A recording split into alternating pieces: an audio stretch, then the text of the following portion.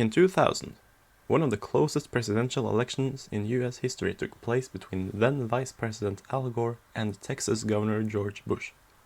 In this video I'll talk about what if Al Gore won the 2000 election. Now this has been requested a few times, so let's get to it. In November of the year 2000, one of the closest elections in US history ended with a recount in the state of Florida. Al Gore narrowly wins and is proclaimed the next President of the United States. He is inaugurated in January 2001, and only 8 months later, terrorists attack the Twin Towers of the World Trade Center in New York. A third plane hits the Pentagon and a fourth crashes in rural Pennsylvania. Gore declares war on terror. However, in this scenario, the war in Iraq does not take place. Tens of thousands of soldiers are, however, sent to Afghanistan, where they start to hunt down Al-Qaeda and remove the Taliban from power. When 2004 comes around, this conflict is still ongoing with no end in sight. Al Gore meets the senator from Arizona, John McCain, and again he manages to win. He does, however, face a primary challenger, Vermont Governor Howard Dean. In the Republican primary, John McCain is nearly unopposed, and he picks Rick Santorum as his running mate to appeal to conservatives. Al Gore runs again with Joe Lieberman, and he manages to defeat McCain 331 electoral votes to John McCain's 205. Because many in the GOP are dissatisfied with McCain's nomination, and the economy is quite good, he does win re-election by a quite substantial margin, and by 3 points in the popular vote. In the last 6 years, we have been able to stop global warming. No one could have predicted the negative results of this. Glaciers that once were melting are now on the attack. As you know, these renegade glaciers have already captured parts of upper Michigan and northern Maine, but I assure you, we will not let the glaciers win. Right now, in the second week of May 2006, we are facing perhaps the worst gas crisis in history. We have way too much gas. In 2008, the United States is struggling with a housing crisis, rising inflation, and growing dissatisfaction with a large number of illegal immigrants getting into the country. The Republican primary is between Mitt Romney, Mike Huckabee, Ron Paul, and Duncan Hunter of California. In this scenario, without John McCain running, Romney wins the primary. On the Democratic side, Hillary Clinton and Barack Obama face off in many debates, which ends with Clinton getting nominated at the convention in July.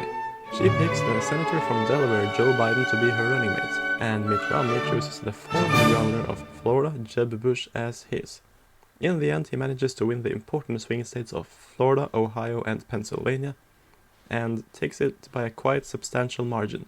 Romney is certainly helped by a weak economy and the unpopularity of President Gore. In 2012, he seeks re-election, and while the economy is improving, people are a bit unsatisfied.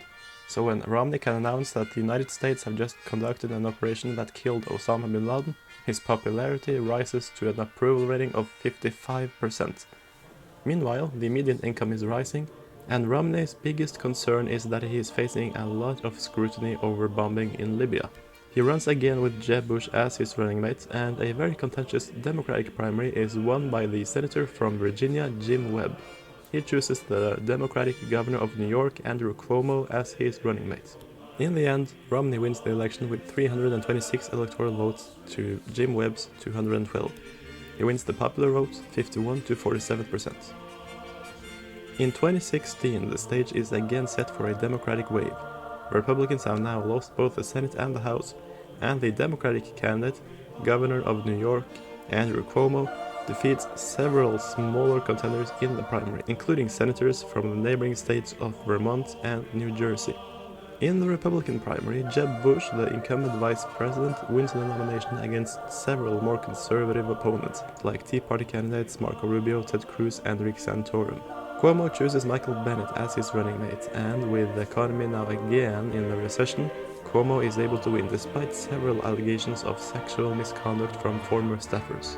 In 2020, Cuomo's hopes of re-election are crushed by the senator from Illinois, Mark Kirk.